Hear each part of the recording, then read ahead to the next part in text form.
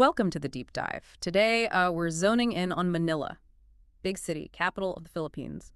And we've got a great resource here, an article from moveandstay.com. Right. And these folks, Move and Stay, they've been doing this for, what, over 25 years, helping expats and business travelers in Asia? Exactly. So they really know their stuff. A quarter century of insight is, well, pretty valuable when you're talking about finding a place to live or work. Definitely. And this article gives a really good breakdown of different Manila neighborhoods. Yeah, so our mission today really is to unpack that, to explore these areas and give you, our listener, a clearer picture of what each place is like.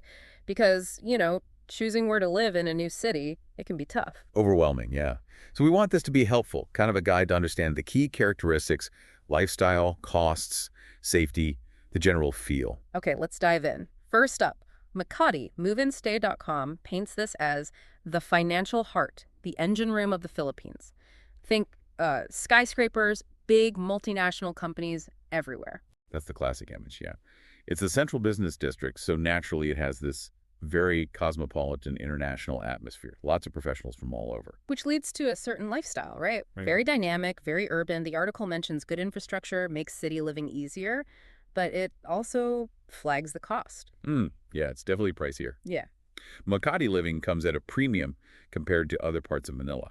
Move and Stay gives some ballpark figures like for a one-bed apartment, maybe $800, $1,500 US a month. Wow, okay. And then groceries, maybe $300, $500. Yeah, sure. Transport, $100, $200. Entertainment could be $200, $400. So yeah, adds up. It does. A premium for being right in the middle of things. That- But Move and Stay does point out that salaries in Makati are often higher too, so maybe that helps balance it out for some people. That's the idea, yeah. Yeah. Higher earning potential can justify the higher expenses.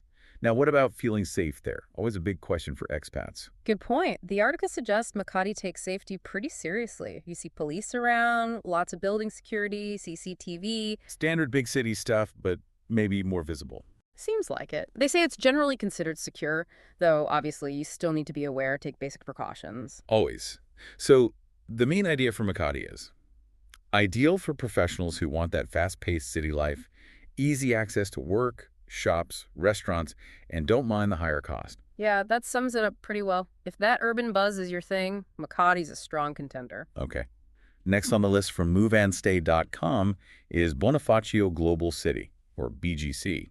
Sounds quite different. It really does. They describe it as a modern expat haven. Very walkable, lots of green spaces, which is interesting. Apparently it was built on a former military base. That's right. It's much newer, intentionally designed, really. Think upscale condos with all the amenities, pools, gyms, the works. In the streets, they mention pedestrian-friendly design, even bike lanes. That sounds appealing. It's very much geared towards that modern, convenient lifestyle. Lots of diverse restaurants, shops, all pretty close together. It feels quite planned out. How's getting around, though? Within BGC sounds easy with their bus system, the BGC bus. But connecting elsewhere. Well, Move and Stay mentions you can link up with the MRT, the main rail system, but they also give a heads up about traffic potentially being an issue getting in and out. Ah, Manila traffic. Notorious. It's a factor, for sure. But within BGC itself, it's generally easier. The article also talks about a vibrant community feel, events happening, a mix of locals and expats. And cultural spots, too. Art galleries and things. Yeah, adds another layer. It feels quite self-contained in some ways, but with a dynamic social scene. Okay, so BGC, modern, convenient, secure, vibrant community. But like Makati, probably on the higher end cost-wise. That seems to be the trade-off again, yes. Yeah. You're paying for that modern planning, the amenities, the environment. For many expats, that's worth it. All right, let's shift gears. Quezon City. Move and Stay positions this as one of the largest cities in Metro Manila. Big emphasis on being family-friendly and more affordable. Yeah, Quezon City, or QC as people call it, it definitely has a different vibe. Less intense business focus, more diverse living options. Sure. Especially appealing if you've got kids. The article highlights the schools, right? Major universities, lots of schools there. That's a huge draw for families relocating. Absolutely. That concentration of education options is key. It also gives parts of the city a younger, more energetic feel. And green space. They mentioned Quezon Memorial Circle and the Ninoy Aquino Parks and Wildlife Center. Sounds like actual parks. They are, yeah. Pretty significant green lungs within the city, offers a break from the urban density. And the cost. This is where it seems to differ significantly from Makati and BGC. Move and Stay estimates rent for a one-bedroom around $400 to $800 US a month. That's a noticeable drop. Oh. And that affordability likely carries over into other day-to-day costs, too.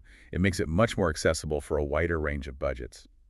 The article also mentions a strong community feel, local markets, parks contributing to that. So for families looking at affordability, good schools, some green space, Quezon City sounds like a really solid option. Maybe less shiny than BGC, but practical. Exactly. It's about matching priorities.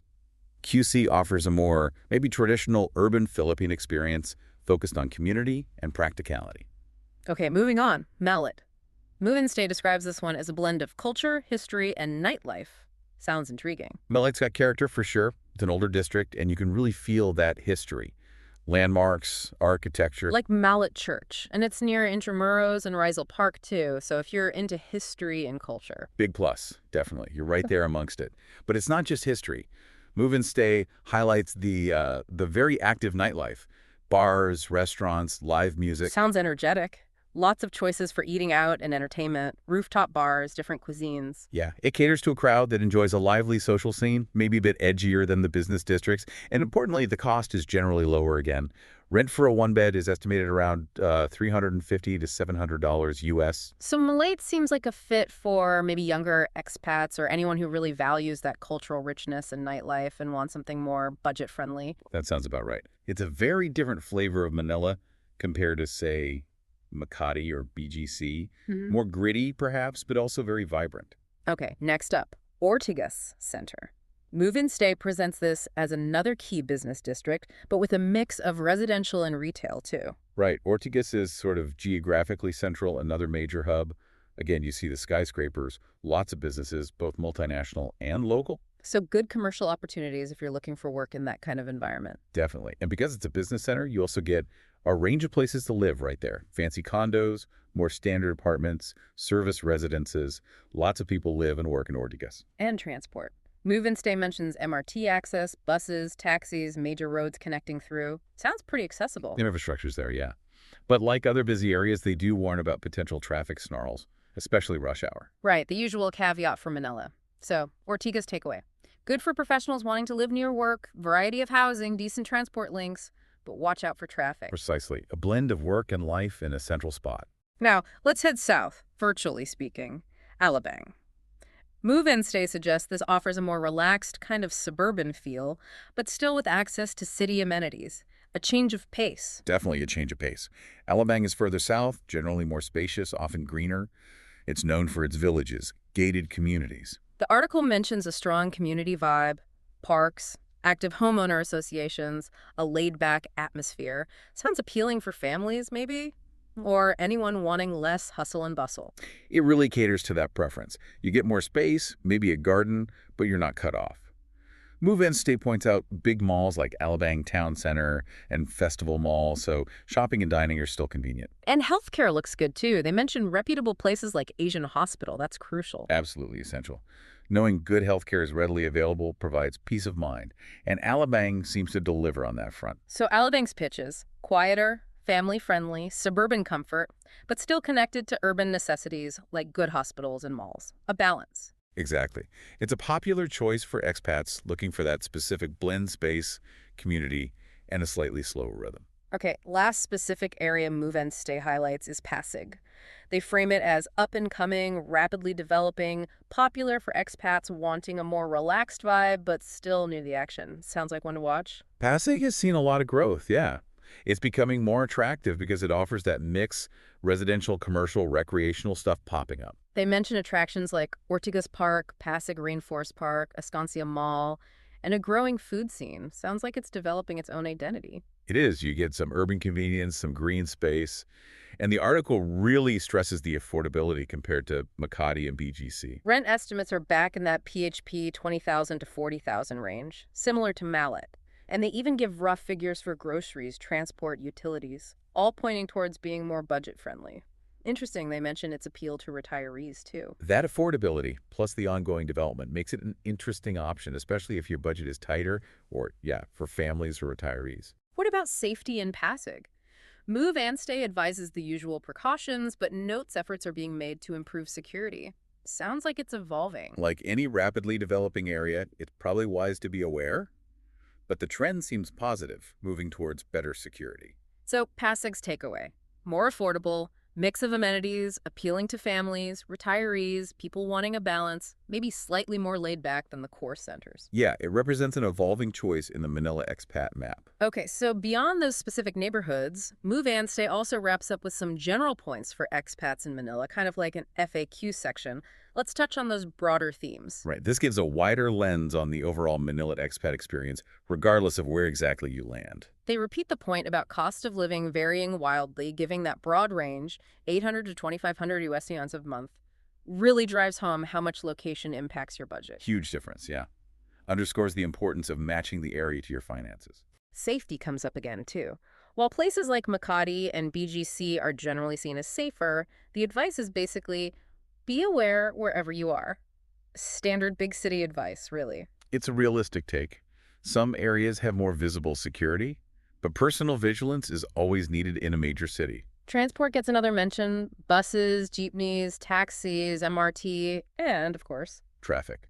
Always the traffic. It's just part of the Manila equation you have to factor in. But on the upside, the article confirms good amenities are widespread malls, international standard hospitals, schools, parks. You're likely to find what you need reasonably close by in most areas. That's a definite plus. Manila is well equipped with facilities that meet international expectations. And finally, they touch on local culture, that mix of traditional and modern, the famous friendliness of Filipinos, and they suggest learning even a little Tagalog is helpful. Oh, definitely. Engaging with the culture makes such a difference. And Filipino hospitality is genuinely renowned. It makes settling in much easier for many expats. Good note on healthcare, too. Quality facilities exist, but be prepared for possible upfront payments and double-check your insurance. Practical stuff. Crucial details, yeah. Understanding how the local system works before you need it is really important. So wrapping up this deep dive, using these insights from moveandstay.com, it's really clear Manila isn't just one thing. It's this collection of very different neighborhoods, each offering something unique. Absolutely. Whether you want that intense urban core, or something more affordable and family-oriented, or cultural immersion, or a quieter suburban life, Manila seems to have options. And a Move and Stay's long experience here really shows in how they break this down. The real key, as the article implies, is for you, the listener, to think hard about your own priorities, your lifestyle, your budget, family needs. What really matters most to you when weighing these places? It really boils down to that personal fit. Finding the neighborhood that aligns best with who you are and what you need. And maybe just one final thought to leave you with, building on that passing point. With areas developing so quickly, how might Manila's whole expat landscape shift in the next few years? What new opportunities or maybe new challenges will that bring for people looking to move there? Something to ponder as this dynamic city keeps changing.